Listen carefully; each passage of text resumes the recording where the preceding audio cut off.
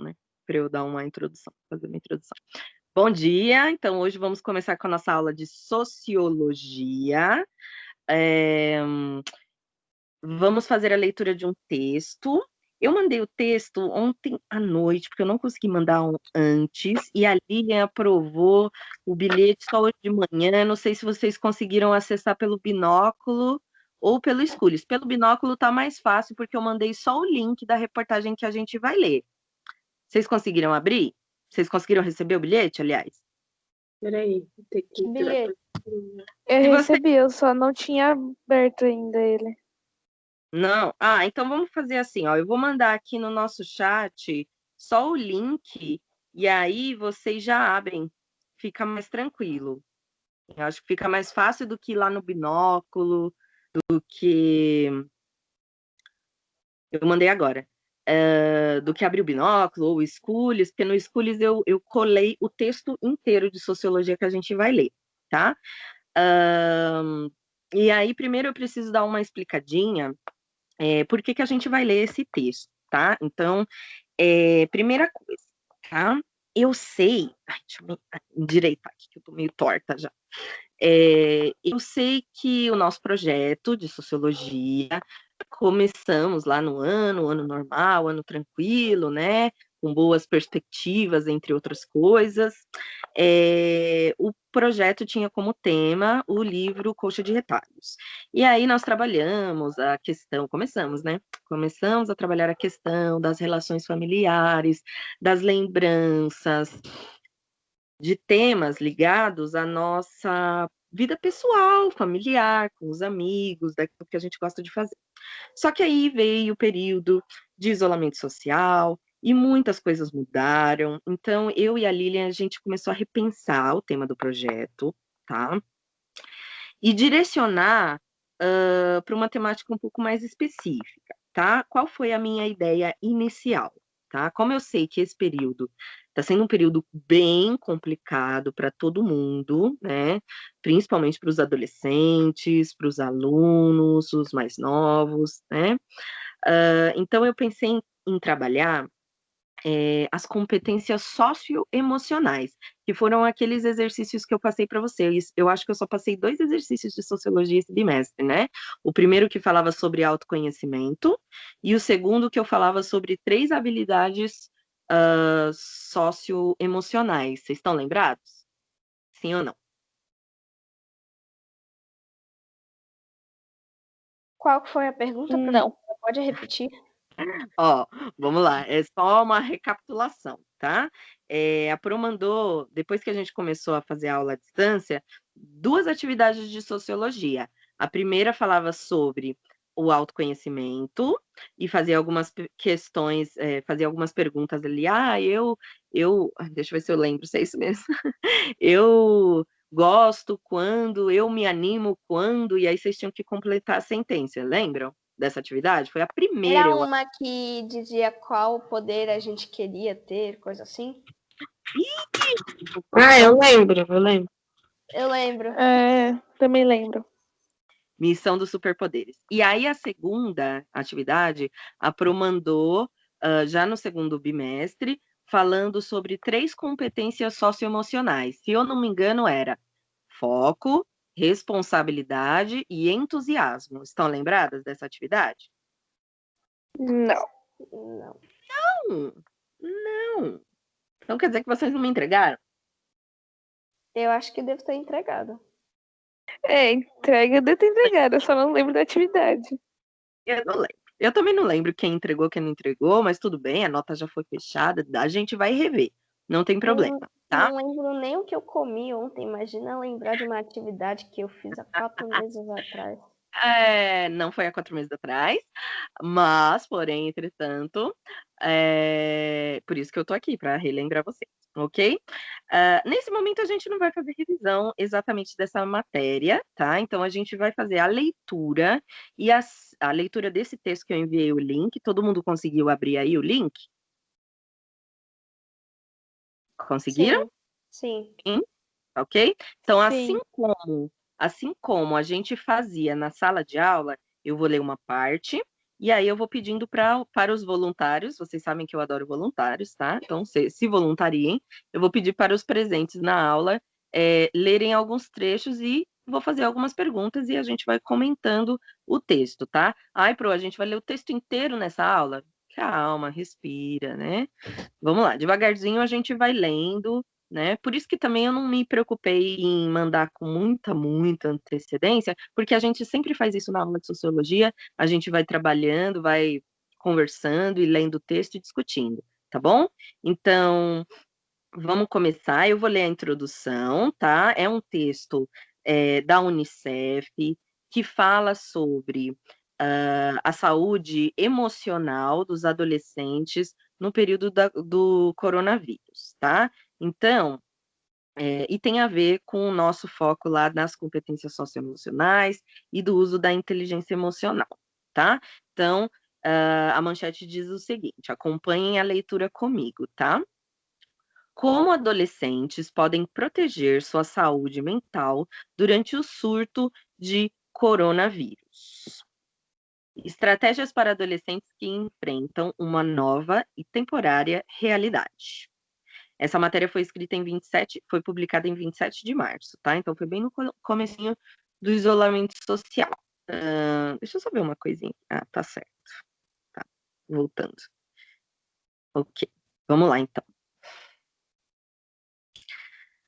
O isolamento social, que se tornou tão importante para controlar o surto de coronavírus, está exigindo uma atenção com questões relacionadas à saúde mental de adolescentes. Com o fechamento das escolas e eventos cancelados, adolescentes perdem a oportunidade de participar de encontros presenciais, conversar com amigos, praticar esportes coletivos, assistir às aulas, entre outras atividades fundamentais para o seu desenvolvimento e bem-estar. Se você é adolescente e está sentindo ansiedade, isolamento, decepção por causa das mudanças trazidas pela pandemia do coronavírus, saiba o seguinte: você não está só. Conversamos com a especialista brasileira Karen Scavacini, psicóloga fundadora do Instituto Vitaleri, que nos traz reflexões e sugestões sobre como atravessar esse momento, protegendo você mesmo e ajudando a proteger os outros. Também aproveitamos uma conversa da equipe do Unicef em Nova York com Lisa Damour, psicóloga especialista em adolescentes, autora de best-sellers e colunista mensal do New York Times, sobre o que você pode fazer para praticar o autocuidado e cuidar de sua saúde mental. Quem é meu primeiro voluntário para ler o tópico 1? Pode ser eu? Pode começar, então. Pode ser eu, que eu não sei quem está falando. Eu, Ana Bárbara. Tá, deixa eu ver Vai, aqui. então, 1. lê pra gente o Reconheça tópico que 1. ter ansiedade é normal. Se o fechamento da escola e as manchetes alarmantes fazem você sentir ansiedade, você não é a única pessoa a passar por isso. Isso é comum. A psicóloga Karen... Oi, que nome é esse? Scavatini? Scavatini. Escavacinho. Por aí. Lembra que se a ansiedade estiver trazendo uma preocupação exagerada, impedindo você de fazer atividade ou dormir, vale pensar que o que está contribuindo para tudo isso, como ficar vendo informações e notícias o tempo todo inteiro. Excesso do uso da tecnologia ou se sentir incapaz perante a pandemia. Às vezes a ansiedade pode aparecer de jeitos diferentes, como trazer frustrações, cansaço, raiva, excessos na alimentação ou falta de vontade de cuidar da gente mesmo. Um pouco de preocupação e nervosismo são completamente normais, assim como sentir falta dos amigos, do namorado e da rotina e até da escola. Para escapar desse clima que vai tomar conta de você, pense que essa é a forma de proteção que cada um tem e você vai conseguir passar por isso, pois é sua capacidade de ficar em casa que vai proteger você e as pessoas com quem convive e até vai contribuir para toda a sociedade controlar a pandemia do coronavírus. Eu continuo lendo? Pode continuar. Depois a gente comenta, tá? Lê mais esse próximo parágrafo, aí a gente faz uma pausa, tá? Tá. Embora a ansiedade em torno da Covid-19 seja totalmente compreensível, Verifique se você está usando fontes confiáveis, como sites da Unicef e da Organização Mundial da Saúde, para obter dicas ou verificar qualquer informação que possa estar recebendo por canais menos confiáveis. Recomenda a psicóloga Lisa Damour. Pronto, aí pode parar.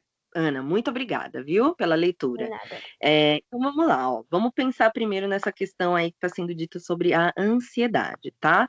Primeira coisa que a gente tem que saber, né, e pensar sobre isso, é que a ansiedade é uma coisa normal, tá? A ansiedade, na verdade, é uma característica do ser humano, certo? A gente não precisa ficar muito alarmado, pensando, estou ansioso, estou sofrendo, estou assim, estou assado. A gente tem que saber, em primeiro lugar, como a gente se sente, isso faz parte do processo de autoconhecimento, mas a ansiedade é uma coisa normal. Existem estudos da psicologia que dizem, antes da pandemia isso, tá, gente? Antes do período de isolamento, que afirmam que a ansiedade é o mal do nosso século, porque cada vez a gente tem mais atribuições, a gente tem que lidar com situações muito adversas, a gente tem que se adaptar muito rápido às situações. Então, esse tipo de característica, de condição, gera e traz mesmo ansiedade para a gente que está vivendo aqui no século XXI, tá? Pergunta para vocês: vocês estão se sentindo muito ansiosos desde que começou o isolamento social? Não, eu tô normal. Suave. Tranquila. Quem mais? Quem mais? Vamos lá, participem da aula. Por isso que a gente está fazendo a transmissão ao vivo. Sim, quem falou sim? Tô de boas. A Ana tá de boas. A Ana tá tranquila, não tá ansiosa. Só com um pouquinho de déficit de atenção que ela falou ontem para mim, né, Ana? Mas é Um normal. pouquinho não, muito. Outro dia pouquinho desses não. eu queimei o pudim que eu tava fazendo. Que Meu Deus. triste. Bruno, querido, que eu estou vendo que você está aqui. Como você anda se sentindo? Muito ansioso? Ou tá tranquilo? Não, tô suave, só quero voltar pra escola. Quer voltar para a escola? Então vamos falar disso. E aí, quem mais, além do Bruno, está morrendo de vontade de voltar para a escola porque está com saudades da escola? Eu Só tô o com Bruno? vontade de ficar no integral. Vontade Vontade de de ficar ficar no o dia integral. todo na escola. Vontade de ficar o dia todo na escola. Verdade, ficar no integral é legal. Sim. Que bom, olha, que bom. O que eu até comentei com o sétimo, porque o sétimo também teve aula com esse texto hoje, né? Eu falei assim para eles: olha que interessante, né? Coisas que antes a gente achava até ruim da nossa rotina, né? Sei lá, ter que acordar muito cedo para ir para a escola, e estar na escola, estudar. A gente geralmente ficava cansado, ou com um pouquinho de preguiça de levantar tão cedo, porque eu sei, eu também tenho que acordar 5h30 para estar lá às 7 horas da manhã, né? Então eu também sinto cansaço, porque professor pode não parecer, mas professor também é ser humano, tá? Até dessas coisas que antes a gente reclamava, porque ser humano adora reclamar, né? A gente começou a sentir saudade, né? Eu até gosto das aulas agora começando às 8 horas, porque eu acho que a gente tem um tempo melhor aí para dormir e fica mais tranquilo, né? Estudos mostram que quando as aulas começam um pouco, ainda pela manhã, mas um pouco mais tarde, a produtividade dos alunos e dos professores é melhor, mas como a lei manda a gente estar lá às 7 horas da manhã, a gente está lá às 7 horas da manhã, né? Então é interessante pensar isso, né? Estamos com saudade da escola. Eu fico feliz de saber que vocês não estão tão ansiosos assim, né? Vocês estão vendo muitas notícias, estão sendo bombardeados com as notícias e atualizações constantes sobre a Covid? Eu não vejo Não. mais nada. Mais ou menos. Eu também não. Menos. João não tá vendo muita coisa, não. Então, é interessante a gente pensar nisso. É bom estar bem informado, né? Porque isso gera uma consciência nossa em relação ao que está acontecendo atualmente, mas o que a gente não deve permitir é ficar constantemente sofrendo pelo bombardeamento de informação, tá? Então a gente tem que usar as informações de uma forma inteligente. A gente tem que compreender a gravidade da situação, mas não ficar extremamente impressionado e estatizado, né? Que não é o caso de vocês, pelo que eu estou entendendo, o que é positivo, tá? Que mais eu ia falar sobre essa questão? Sempre, sempre, sempre, sempre buscar informações. Isso a gente já fala desde o começo, desde os primórdios da escola, né? Pesquisar sempre fontes confiáveis para ter informações corretas, tá? Nada de corrente, de repasse, de página suspeita nas redes sociais ou nos grupos de mensagem instantânea que a gente recebe. Eu, por exemplo, fui buscar essa matéria, estou pesquisando já há algumas semanas essa notícia, porque eu vi tanto conteúdo falando bobagem, né? Falando assim, não, as crianças estão sendo crianças, né? Não estão passando por nada, não estão sofrendo com nada, e etc. E que eu acho que falta assim um pouco de sensibilidade, né, para tratar nesse tema. Eu tenho colegas que estão assim endoidecendo, né? Que estão até ignorando as medidas de segurança e saindo por aí loucamente. Gente, eu fiquei em isolamento total, sofri até um bloqueio social pela internet, porque eu fiquei sem internet, então não tinha nem comunicação à distância com ninguém. E é difícil mesmo, né? Ficar em casa, mas a gente tem que pensar, né? Será que é o momento de sair, de abandonar as medidas de segurança? Vocês estão conseguindo fazer o isolamento certinho? Como é que tá aí a rotina de vocês? Conta um pouquinho para mim. Eu não vejo a luz do sol já há semanas. Quando eu Não voltar vi para a nem escola, eu vou estar um vampiro. Quem mais? Quem mais? João, e aí? Como é que tá o seu isolamento? Eu tô respeitando, aí eu venho aqui na área aqui da minha casa, aí eu fico pegando sol de vez em quando. Isso é bom, isso é um privilégio. Eu também não pego sol, eu também vou voltar que nem a Ana, que nem um vampiro, né? A pessoa vai voltar transparente. Sol. Eu tenho um quintal, eu tenho até uma área da piscina que tem em volta, que aí tem bastante sol, só que aí eu não entro na piscina porque a água é gelada, aí eu fico aqui em casa sem sair. Entendi. Só recebendo, eu mexendo no celular, no quarto, trancada no escuro. Parecendo um vampiro. Entendi. E a Rafa, como é que tá A Rafa tá aqui na ligação? É que eu tô vendo agora, acho que eu abri a listinha para eu ver quem tá aqui. E a Rafa, tá conseguindo acertar? Oi, Rafa, bom dia. Tá conseguindo ir certinho? Como é que tá a sua rotina? Como é que você tá? Eu também tava, tipo, sem sair. Essa semana que eu saí um pouco mais dentro do quarto, que a minha tia veio ver a gente, faz tempo que a gente não via ela, porque ela tem um monte de problema e tal. Entendi. Mas eu já não saía de casa mesmo, nem quando não tava, então agora não tô muito lá, não. Então, eu percebi, alguns alunos me falaram, interessante, Rafa, que você disse que eu lembrei de uma coisa. Alguns alunos me falaram assim, Pro, mas normalmente eu já não saía muito, então assim, eu quase não tô sentindo diferença, né? Eu também tava com uma rotina assim, casa, trabalho, trabalho, casa, casa, trabalho, trabalho, casa. Então, eu também não tô sentindo tanta diferença. Mas o que eu percebo, eu tô saindo só mesmo para comprar comida. Bruno, você tá conseguindo seguir seu isolamento antes de eu terminar meu exemplo, né? Deixa eu perguntar para você. Não, eu só vou pra academia. Saio, vou pra casa, pra academia e volto. Então, eu tô indo só pro mercado, compro comida, passo na farmácia, compro um remédio, volto para casa, me tranco, ando com a máscara aqui quase cobrindo meus olhos, né? Porque eu realmente não quero ficar dodói. Mas assim, eu percebi que de uns tempos para cá, o pessoal tá saindo mesmo, tá saindo sem máscara, tá saindo assim, como se nada tivesse acontecendo, né? O que é preocupante. Por quê? Porque aí é o contrário de quem está nervoso com a situação ou que está muito impressionado com as notícias. É o pessoal que não está preocupado e o pessoal que não está cuidando nem de si e nem dos outros, né? Porque às vezes essas pessoas elas têm doença ou contraem a doença, enfim, e aí elas acabam contaminando as pessoas que estão cuidando, né, de tudo, estão se cuidando e cuidando dos outros e dos familiares. É, eu ouvi um comentário bastante interessante, queria saber o que vocês pensam. Vocês acham que se a nossa população tivesse desde o começo, lá de março, seguido todas as medidas de proteção como a gente está seguindo, vocês estão seguindo, né?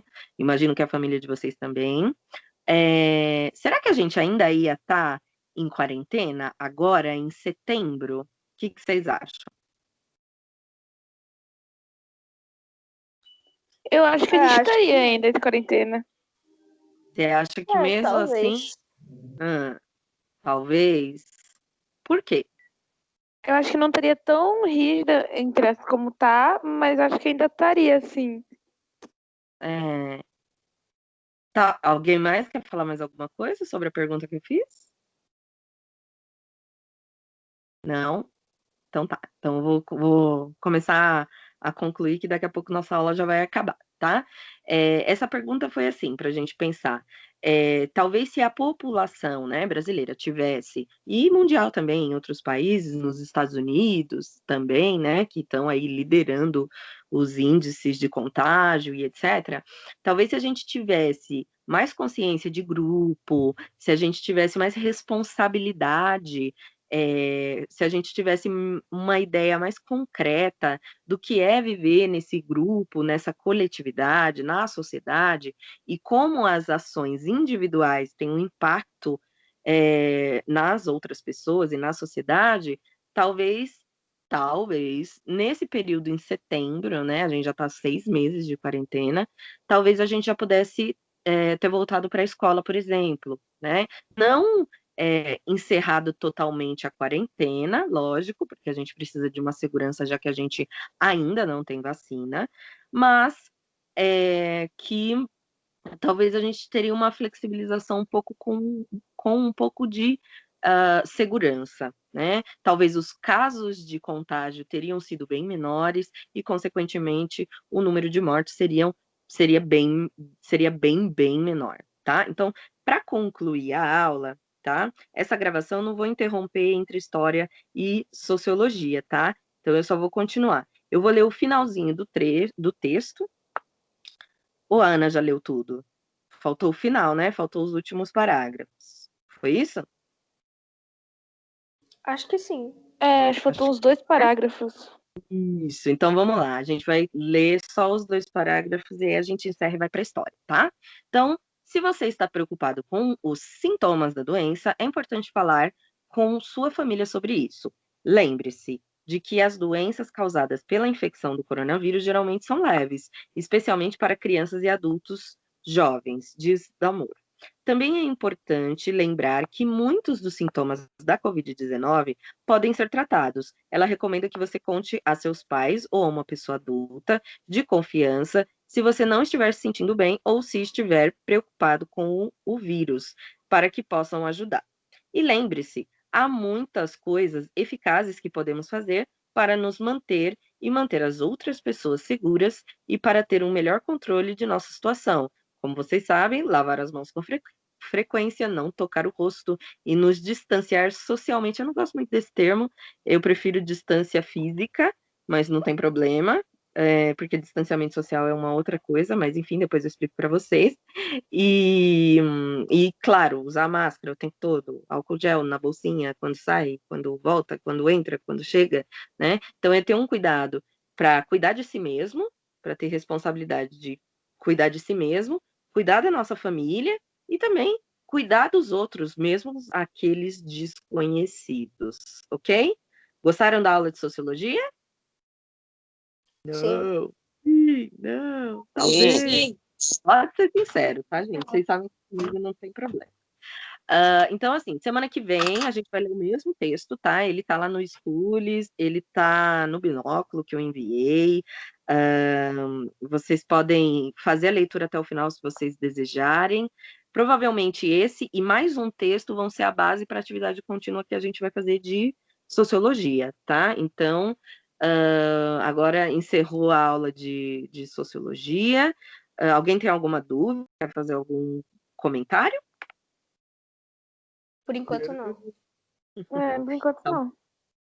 tá bom, então. Então, a gente agora, tudo esclarecido sobre sociologia, né? Então, a gente vai seguir essa linha para pensar aí nas questões socioemocionais.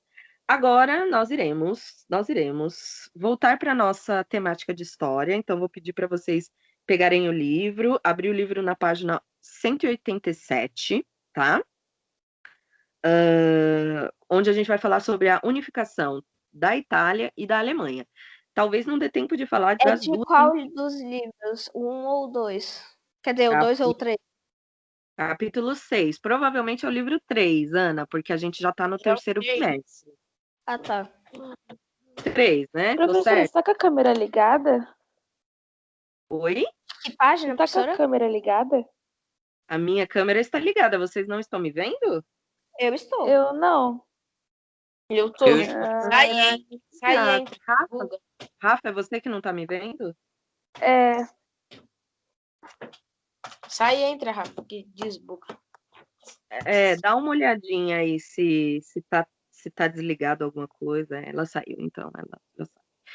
Professora, que página? 187.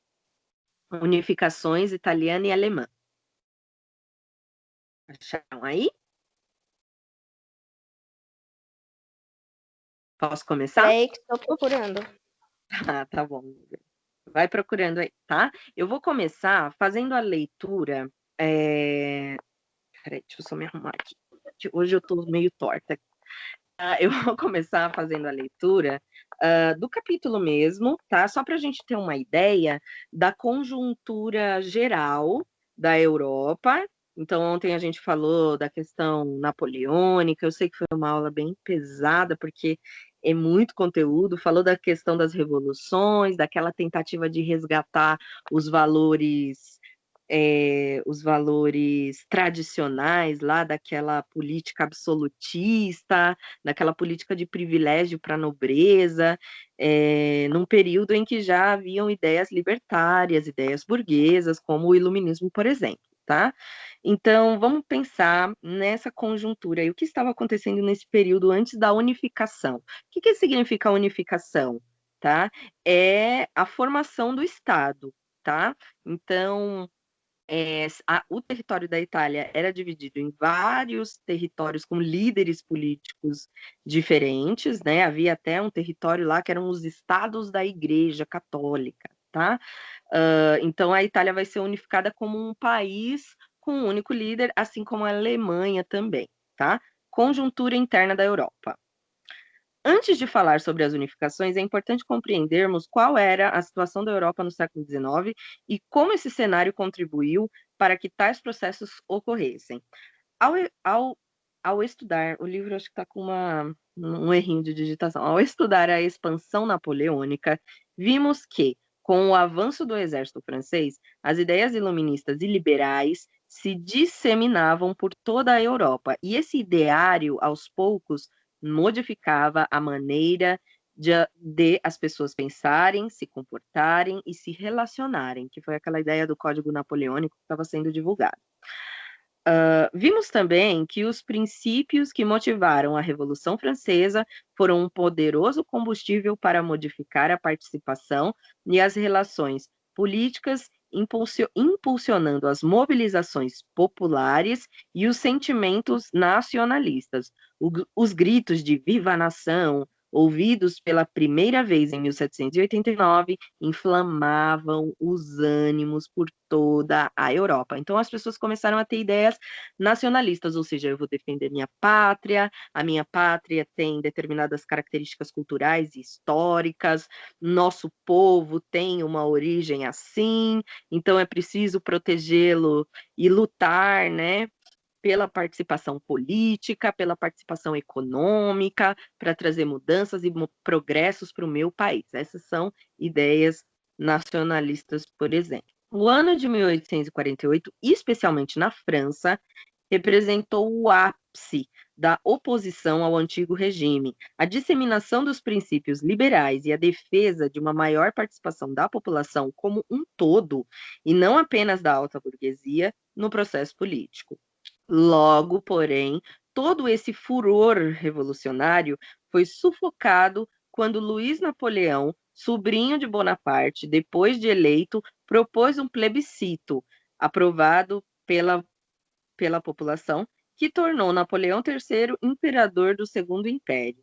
A partir de então, a França interrompeu seu período republicano e se envolveu em vários conflitos europeus, inclusive nos processos de unificação dos países vizinhos.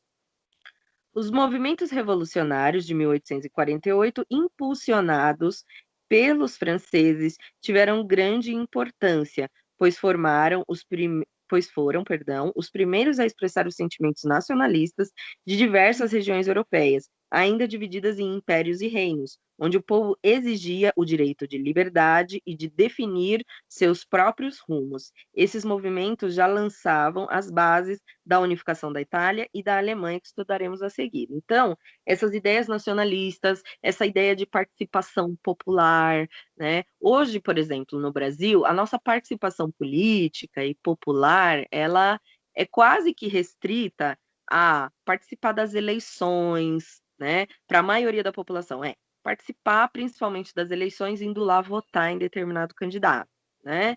Ou então poder ter liberdade de expressão para falar o que quer, ou as ideias envolvendo aí as questões econômicas e liberais, a ideia de que você pode trabalhar muito e conseguir conquistar sua riqueza, que você pode ser um empresário ou um comerciante e assim por diante, tá? Eu não vou me estender muito nisso, mas é só para a gente ter uma ideia aí. Nesse período, a população estava vivendo o revés lá, então eles ganharam esse direito de ter uma participação política, uma voz ativa na sociedade, né? Hoje, na nossa democracia, a gente tem várias outras formas de atuar politicamente, a gente tem liberdade, enquanto a gente tiver democracia, pelo menos, a gente tem liberdade para tomar decisões, para participar de pleitos municipais, de assembleias, então existem várias é, vários processos dentro da administração democrática que permite que a população seja realmente atuante, além de participar lá da votação, como eu citei no começo. Essa população na Europa, ela estava vivendo o revés disso. Por quê? Porque ela conquistou esse espaço de, não numa democracia, mas numa república, né? Num ideal de república, de participar do processo político, econômico, social, de ter ascensão, e aí, de repente, vem um movimento conservador e fala, não, não, não, não, não, para essa população, porque eu quero voltar a ser monarca, eu sou imperador, na verdade, sou eu que mando, e vocês são servos, né? Então, é a submissão, é a volta da submissão da população. E aí, como a gente sabe, deu ruim, deu conflito e deu ruim. Tá? Tem uma atividade quase escondida aqui nessa página, que eu vou fazer a leitura, ela é de múltipla escolha, e aí eu vou ler somente a alternativa correta, tudo bem? Então, a questão diz o seguinte, os movimentos de 1848 foram importantes por quê? E aí a resposta certa é, porque impulsionaram movimentos nacionalistas que culminaram na formação de estados-nações, contribuindo para o fim do antigo regime. Então, aqui foi assim, o último martelo sobre essa ideia na Europa, pelo menos, de que o antigo regime podia voltar, de que o absolutismo podia voltar a dominar as nações. Foi assim, o fim, tá? Representou o final. Alguma dúvida até aqui? Tudo tranquilo? Sim. Ok. Sim. Então, vamos Sim. para a página 188, tá? Que onde a gente tem o texto que efetivamente conta isso aqui. Isso aqui eu já tinha mandado para vocês como roteiro de leitura, vocês não lembram? Não, você não mandou. Não mandei, né? Eu parei lá na questão napoleônica, né? Então vamos Você lá, parou ó. na página 186, eu acho. Ah, tá. Eu acho que foi isso mesmo. Acho que foi isso mesmo. Vocês estão certinhos. Então, vamos dar uma observada primeiro no mapa, tá? Do processo de unificação. Como eu disse, a Itália, né? Então aqui a gente tem a famosa botinha da Itália, ah, que é dividida em vários territórios. Então a gente tem ali a Sicília, que é a ilha de Sicília, né? O Reino das Duas Sicílias, né? Que é o território em roxo ali, Nápoles. Aí a gente tem a região de Roma em laranja, San Marino, Florença, lá em cima em roxo mais escuro. A gente tem, nossa, Bruno não enxerga, Veneto, em amarelo a Lombardia, em verde clarinho o Reino do Piemonte e Sardenha, e em verde escuro os territórios cedidos da França. Na legenda, a gente vê qual que é a relação desses territórios, né? Então, como eu li, em verde mais clarinho, a gente tem o Reino de Piemonte e Sardenha, em amarelo, território incorporado ao Reino da Itália em 1859. Em roxo clarinho, território incorporado ao Reino da Itália em 1860. Em roxo mais escuro, território incorporado ao Reino da Itália em 1866. Então, vocês estão vendo que os territórios estão sendo ou incorporados ou cedidos à França, né, em vários anos diferentes. Então, o que acontecia na Itália, certo?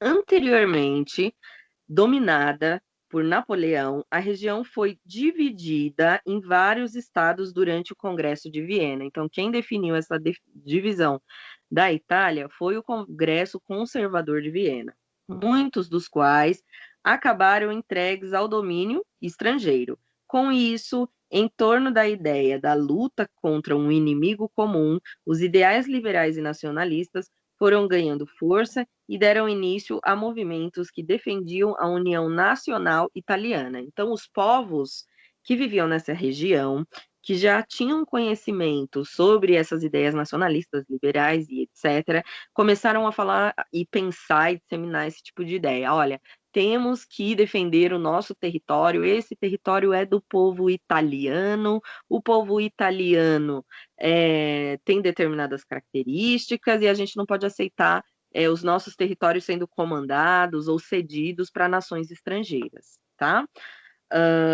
Esses não eram movimentos de caráter popular, mas dirigidos de cima para baixo naquela hierarquia, né? Então, de cima para baixo, por camadas mais privilegiadas. Então, a burguesia em ascensão nas províncias e nos ducados, e os aristocratas locais é que começaram a buscar por essa revolução da unificação italiana.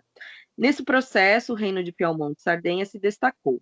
A burguesia buscou o apoio do primeiro-ministro Camilo Benso, conde de Cavour, que fortaleceu o exército e, com a ajuda da França, conseguiu derrotar a Áustria em 1859. Em seguida, conseguiram libertar a Lombardia, Parma, Módena e a Toscana, que se uniram ao reino de Piemonte e Sardenha. Em 1860, impulsionados por essas vitórias e liderados por Giuseppe Garibaldi, os Camisa Vermelhas, grupo formados por cerca de 1.000 voluntários, participaram do Piemonte para o sul, onde libertaram o Reino das Duas Sicílias. Em 1861, foi formado o Reino da Itália, com grande parte de seu território atual, mas a unificação só foi finalizada anos depois. Em 1866, os austríacos foram expulsos da região do Veneto e em 1870 Roma foi tomada. Porém, como o Papa não reconhecia o Estado da Itália, tá? Então o Papa, que era uma autoridade, é a maior autoridade da Igreja Católica até hoje, e tinha grande influência sobre a região da Itália, já que historicamente a sede da Igreja Católica ficava na região de Roma, tá? O Papa não aceitou a unificação do Estado italiano. E aí, esse impasse que permaneceu até 1929, quando foi assinado um acordo entre a Igreja Católica e o governo italiano, por meio do qual, dentro de Roma, foi criado o Estado do Vaticano. Então, o Estado do Vaticano é um país dentro da Itália, tá? Só para a gente entender um pouquinho. É um país dentro da cidade de Roma, é o menor país do mundo e é um país onde o líder é um líder religioso. Então, o Papa é a maior autoridade política do território do Vaticano, já que a Igreja Católica não reconhecia a unificação da Itália, ok? Alguma dúvida até aqui? Por enquanto, não. Não. Beleza. Agora vamos falar da Alemanha, porque a Alemanha tinha uma situação um pouco diferente, tá? Ela não tinha tanto essa questão ligada com a Igreja Católica, mas ela era submissa a alguns outros países europeus, tá? Então a gente tem aqui a mesma configuração do mapa, tá? Do processo de unificação alemã. Ela está cercada aqui por uma linha que é o limite do Império Alemão, lá em 1871. A região amarela é o limite territorial de. Ai, lá vem esses nomes alemães confusos para a professora. Limite territorial de von Zonverein, em 1834. Em laranja, territórios anexados pela Prússia, em 1866, e em verde, amarelo e laranja, territórios anexados entre 1815 e 1866. Processo longo, tá? 50 anos para unificar. Então, como a gente já sabe, a Alemanha também passou por um longo processo de unificação, iniciado em virtude das resoluções do Congresso de Viena. Quando a gente viu ontem o mapa lá do Congresso de Viena, tinha aquela região lá recortada também por uma linha que era um território germânico, que eu lembro que eu li, né? Confederação Germânica, lembrei agora. Né? E que era dominada, então, como eu disse no comecinho, era dominada pela Áustria e pela Prússia. Então, quem efetivamente governava essa confederação germânica eram os países da Áustria e da Prússia. A Áustria e a Prússia disputavam a liderança da unificação, mas a Prússia, em pleno processo de industrialização e com maior força política, acabou liderando o processo. Um acontecimento importante no processo alemão de unificação foi a criação, sob influência prussiana, em 1834, de uma zona de livre comércio que excluía a Áustria, que é essa zona com um nome muito bonito em alemão, que a Pro não conhece, que chama Zollverein. Em 1848, influenciados pelos acontecimentos na França, vários grupos de língua alemã se mobilizaram pela unificação, mas acabaram derrotados pelas forças restauradoras. Em 1860, a burguesia prussiana, a fim de ampliar seu mercado consumidor, passou a apoiar mais fortemente a unificação. Assim como na Itália, aliou-se a um governo forte, centrado na figura do chanceler Otto von Bismarck, que impulsionaria ações militares na região. Bismarck provocou guerras contra a Dinamarca em 1864, contra a Áustria em 1866 e a França entre os anos de 1870 e 1871. E em todos os conflitos, as forças prussianas foram vencedoras, finalizando assim a unificação alemã. Como forma de mostrar seu poder, Guilherme I, o imperador alemão, também conhecido como Kaiser, foi coroado no Palácio de Versalhes, na França. Tinha início o Reich, ou Império Alemão.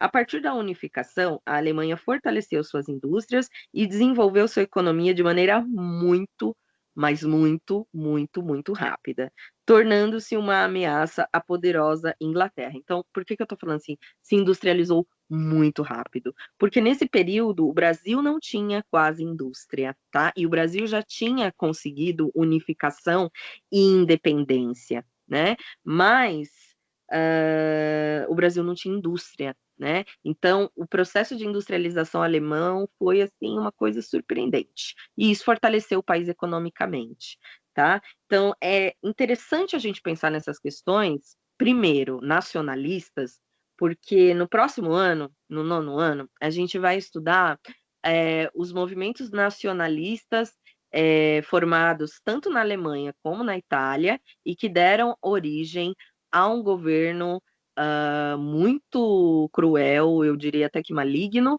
que foram os governos nazistas na Alemanha e fascista na Itália. Vocês já ouviram falar sobre isso?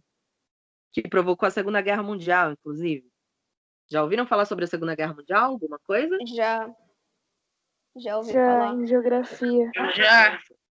Então, é interessante a gente pensar que esse processo de unificação também teve uma influência, porque esses modelos políticos do nazismo e do fascismo, por exemplo, uma das características deles, né, que causaram, uma das, tá? Tem outras tantas terríveis. É, eles estão ligados a essa ideia do nacionalismo, então, de defender, por exemplo, o nazismo, tá? De defender o povo alemão contra qualquer outra etnia ou qualquer outro estrangeiro, principalmente quem foi vítima dessa política genocida, por exemplo, na Alemanha nazista, lá na Segunda Guerra Mundial, foram os judeus. Então, combater aqueles que tinham origens étnicas distintas. E outras políticas, que aí eu não vou adentrar, porque a gente vai estudar isso mais para frente. Mas esse sentimento nacionalista, que nasce com uma característica positiva, que é se manter independente frente a outras nações e potências europeias, né? Querer também ser uma potência europeia, depois traz uma consequência meio sinistra, tá? Que foi aí os fatos que ocasionaram, né? Quase não, acho que 90 anos para frente, né? A Segunda Guerra Mundial. A Alemanha também tem o território aqui alemão, depois que se unifica, tem uma grande influência também sobre a Primeira Guerra Mundial, tá? Mas isso tudo é tema só para o primeiro ano. Eu acho que até o livro vai comentar o começo da Primeira Guerra e etc., mas mais a fundo mesmo, com toda certeza, nós vamos estudar no nono ano, tá? Na sequência, nós temos. Deixa eu passar aqui minha página. Na sequência, nós temos, para a nação, eu preciso formar os cidadãos. Então, a gente começa a pensar no que é essa escola, no que é essa ideia nacionalista, de que forma a gente forma esses cidadãos, essa ideia de cidadania. Gente, eu preciso de um pedaço, pelo menos da próxima aula, para falar sobre isso aqui, porque isso aqui é essencial para entender o que é o nacionalismo. E como o nosso tempo está acabando, eu vou encerrar a aula por hoje. Na próxima aula a gente comenta mais um pouco. Eu vou tentar enviar mais roteiros de leitura para vocês irem lendo, mesmo que seja mais para frente e etc.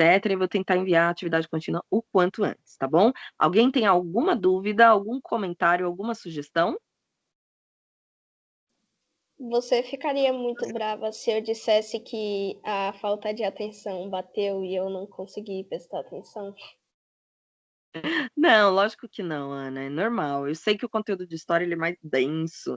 Então, quando você estiver mais tranquila, ou mais descansada, porque eu sei que também a última aula a gente já está meio com a cabecinha cansada, você vai lá no YouTube e reassiste a aula, ou se você tiver com alguma dúvida na próxima aula, anota, fala, ai, aquela coisa que você falou sobre o nacionalismo ainda não entendi direito. Eu vou retomar isso aqui, tá? Eu vou explicar mais. Mas sempre que vocês tiverem dúvida, bateu a dúvida, manda lá no chat do Schools ou me dá um toque no meio da aula, falar, desculpa, desviei a atenção, tá?